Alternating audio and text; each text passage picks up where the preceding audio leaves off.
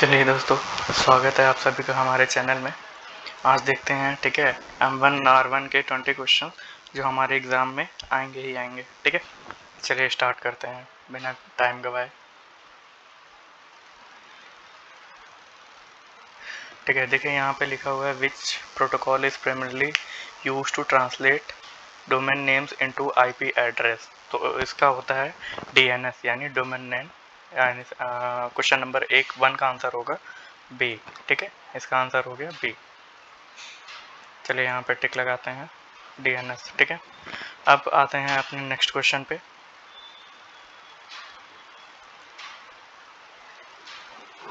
चलिए देखिए यहाँ लिखा हुआ है which topology has a central connection device. तो इसका सेंट्रल कनेक्शन डिवाइस होता है वो है स्टार का। ठीक है, क्वेश्चन नंबर 2 का आंसर होगा हमारा यहाँ पे बी। ठीक है, चलिए आगे बढ़ते हैं अपने अपने क्वेश्चन पे। ठीक है, अब देखें यहाँ पे लिखा हुआ है IPv4 address consist of how many bits.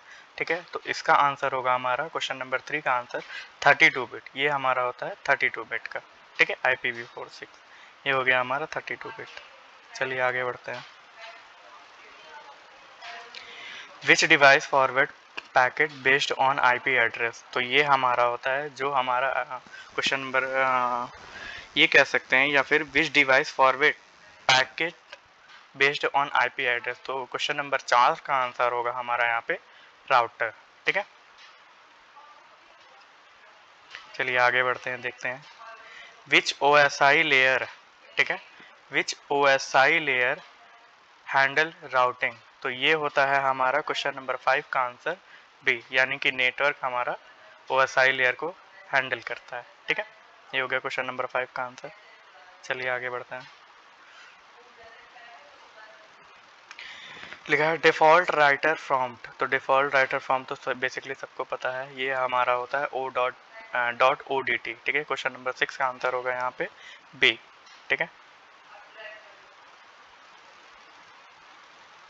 HTTP security uses. तो ये होता है SSL और TLS। ये इसका होगा क्वेश्चन नंबर 7 का आंसर का ए, SSL या TLS।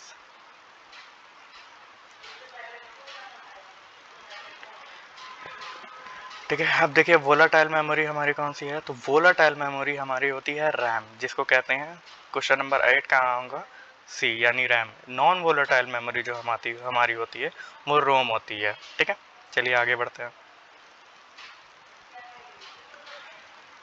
Connectivity command. तो हमारा कनेक्टिविटी कमांड होगा कनेक्टिविटी कमांड, तो इसका आंसर होगा क्वेश्चन नंबर 9 का आंसर, ये होगा हमारा बी। ठीक है, बी का होगा आंसर।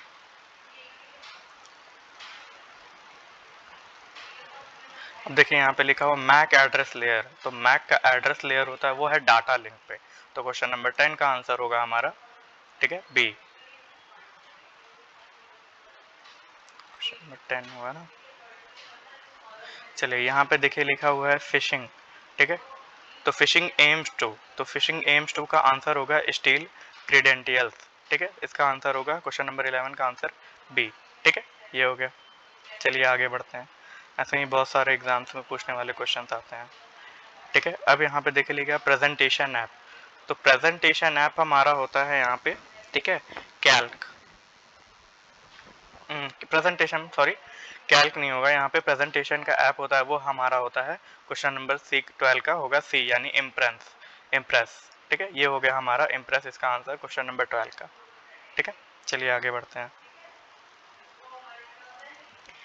अब देखते हैं URL स्टैंड फॉर। तो URL स्टैंड करता है यूनिफॉर्म रिसोर्स लोकेटर।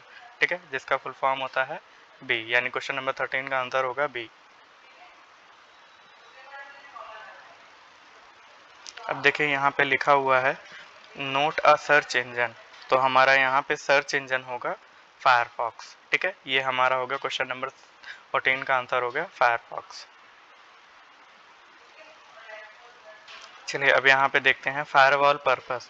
ठीक है, तो फायरवॉल पर्पस का क्या काम होता है। तो ब्लॉक अनऑथराइज्ड एक्सेस, यानी कि क्वेश्चन नंबर 15 का आंसर होगा हमारा यहाँ पे बी। ठीक है, चलिए अब हम यहाँ पे देखते हैं सिटी नेटवर्क। ठीक है, तो अगर सिटी नेटवर्क हम देखते हैं यहाँ पे, तो सिटी नेटवर्क को हम कहते हैं मैन। ठीक है, यानी कि यहाँ पे क्वेश्चन नंबर 16 का आंसर होगा हमारा यहाँ पे मैन, सी। अब देखते हैं बाइनरी ऑफ 10, ठीक है। क्वेश्चन नंबर 17 है, तो बाइनरी ऑफ 10 का आंसर होगा यहाँ पे 10/10, ठीक है। क्वेश्चन नंबर बी का आंसर हो गया 10/10, ठीक है। चलिए आगे बढ़ते हैं। सेव शॉर्टकट, तो हमारा किसी फाइल को सेव करने का शॉर्टकट होता है Ctrl+C, Ctrl+S। तो इसका क्वेश्चन नंबर 18 का आंसर होगा हमारा बी, यानी Ctrl+S, ठीक है।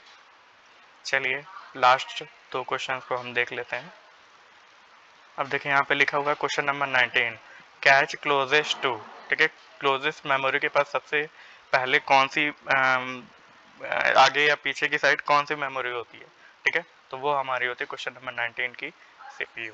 ये हो गया हमारा बी, यानी क्वेश्चन नंबर 19 का हो गया आंसर बी। अब देखते हैं यहाँ पे रिसीव ईमेल प्रोटोकॉल, तो हमारा बेसिकली इसके पहले भी मैंने अपनी पिछले वाली वीडियो में बता रखा था कि रिसीव ईमेल प्रोटोकॉल का आंसर होगा यहाँ पे बी, यानी कि POP3। अगर हमें किसी मेल को सेंड करना होता है तो उसके लिए हम यूज़ करते हैं SMTP, यानी सिंपल मेल ट्रांसफ़र प्रोटोकॉल, ठीक है। ये था हमारा लास्ट क्वेश्चन, ठीक है। ऐसे ही बहुत सारे ऐसे क्वेश्चन आने वाले हैं जो एग्ज़ाम में, ठीक है, आप लोगों को पूछेंगे। तो अभी तो हमारे पास इतने ही क्वेश्चंस थे। अब हो सकता है अब नेक्स्ट वीडियो में हम बहुत सारे ऐसे क्वेश्चंस लेके आएंगे जो आपके एग्ज़ाम में आने ही आने होते हैं, ठीक है। अभी तक के लिए थैंक यू। अगर हम न्यूटन कंप्यूटर अकेडमी से हैं, अगर आपको कोई कोर्स या ADCA हो गया, O लेवल हो गया, PGDC हो गया, इन सारे कोर्स को हम ऑफ़र करते हैं, ऑफलाइन और ऑनलाइन दोनों। तो अगर आपको यहाँ पे कोर्स लेना होगा तो आप हमारे बायो में जाके या डिस्क्रिप्शन में जाके आप कांटेक्ट कर सकते हैं, ठीक है। आज के लिए इतना, थैंक यू।